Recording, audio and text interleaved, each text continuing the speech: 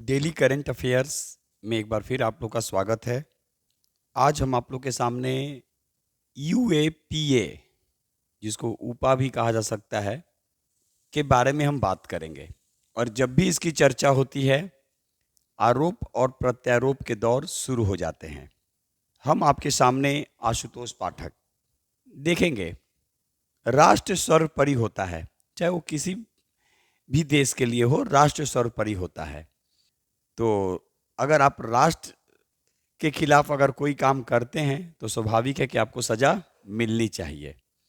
उसी के तहत 1967 ईस्वी में एक एक्ट लाया गया था, अनलॉफुल एक्टिविटीज प्रिवेंशन एक्ट, जिसको कहा गया गैर कानूनी गतिविधियां रोकथाम अधिनियम।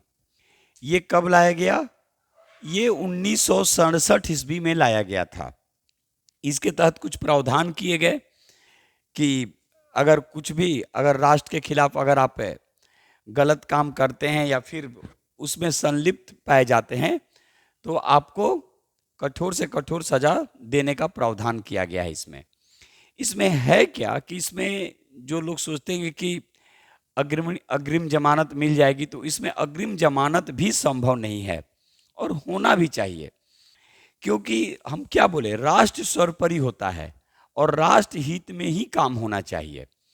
अभी चर्चा में ऊपा क्यों चर्चा में है, ये आप लोगों को ही मालूम है। अभी 2 दिन पहले दिल्ली में एक जो वेब चैनल है उस पर छापा मारा गया और इसमें एनआईए को काफ़ी मजबूती प्रदान दी गई है। यानी एनआईए, नेशनल इन्वेस्टिगेशन एजेंसी, राष्ट्रीय जांच एजेंसी को इसमें काफ़ी छूट दी गई है और और उसके महानिदेशक को तो इतना अधिकार दिया गया है कि अगर पूरी तरह से आरोपी तय हो जाता है कि उस पे जो आरोप लगे हैं वो सही है, तो उसकी संपत्ति भी कुर्की जब्ती के तहत जब्त कर ली जाएगी। तो इसी पे हम बात कर रहे हैं, ध्यान दीजिएगा। UAPA, unlawful activities prevention act, गैर कानूनी गतिविधियां रोकथाम अधिनियम, इसको कब लाया गया था? 1967 में, 1967 में। इसका मुख्य काम आतंकवादी गतिविधियों को रोकना होता है।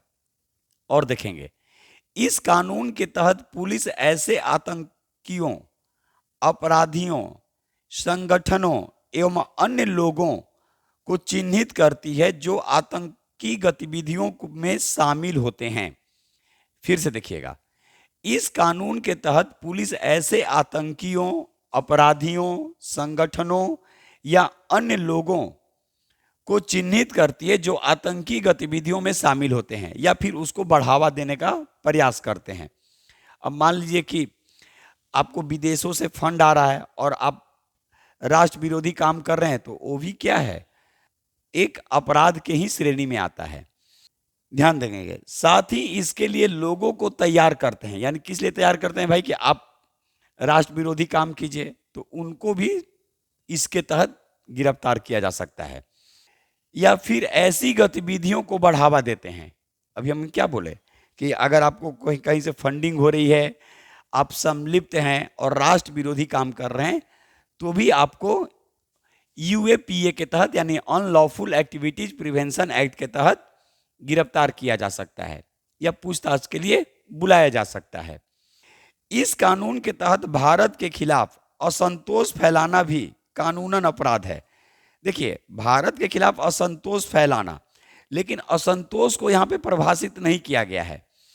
लेकिन आप एक मान सकते हैं कि अगर आप असंतोष के तौर पे लोगों को इकट्ठा कर रहे हैं, राष्ट्र विरोधी नारे लगा रहे हैं, राष्ट्र के खिलाफ आवाज उठा रहे हैं, तो ये भी इसी के तहत आपको गिरफ्तार किया जाएगा, यानी यूएपीए के तहत गिरफ्तार किया जाएगा। यानी एक बार फिर से देखेंगे, इस कानून के तहत भारत के खिलाफ असंतोष फैलाना भी कानूनन अपराध है। हालांकि असंतोष को पूरी तरह से परिभाषित नहीं किया गया है। एक नॉर्मली असंतोष होता है, एक भारत के खिलाफ यानी राष्ट्र के खिलाफ।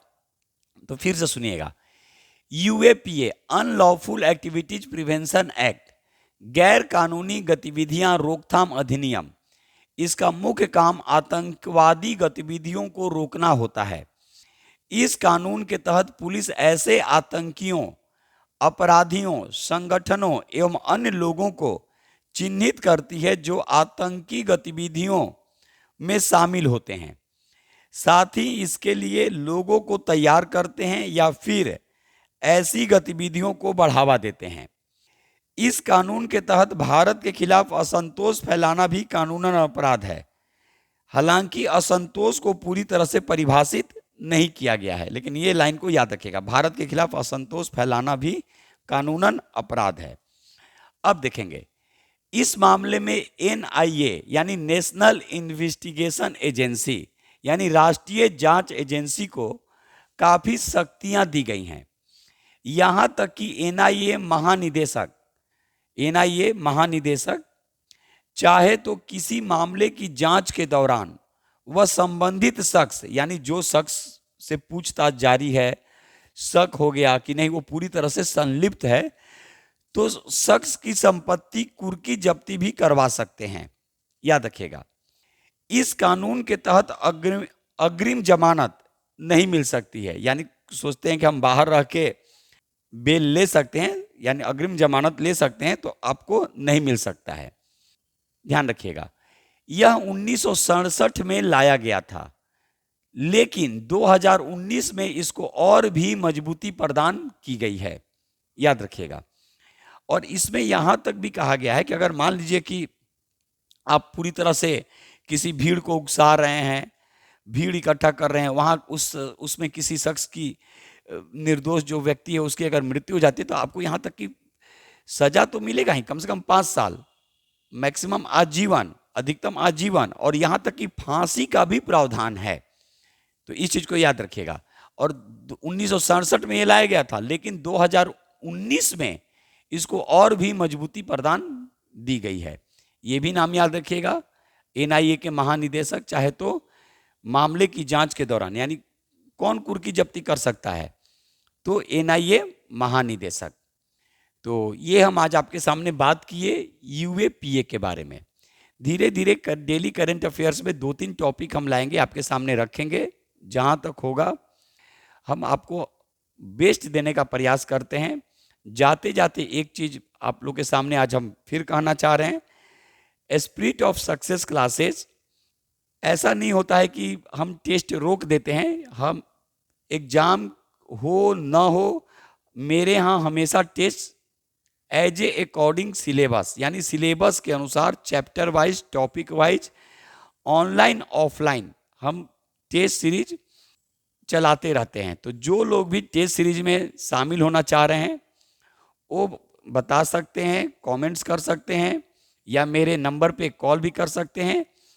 वीक में उनको सिलेबस के अकॉर्डिंग जो टेस्ट लिया जाएगा वो अभी वीक में 1 दिन और मिसलेनियस तरीके से लिए जाएंगे, वो 2 रहेगा। एक मॉक टेस्ट रहेगा, यानी टोटल वीक में 4, और हम चार्जेज जो रखे हैं वो रखे हैं 300, याद रखिएगा, यानी 300 रुपया पर मंथ रखे हुए हैं, और आप टेस्ट में शामिल हो सकते हैं, उसका एक्सप्लेनेशन भी आपको मिल जाएगा।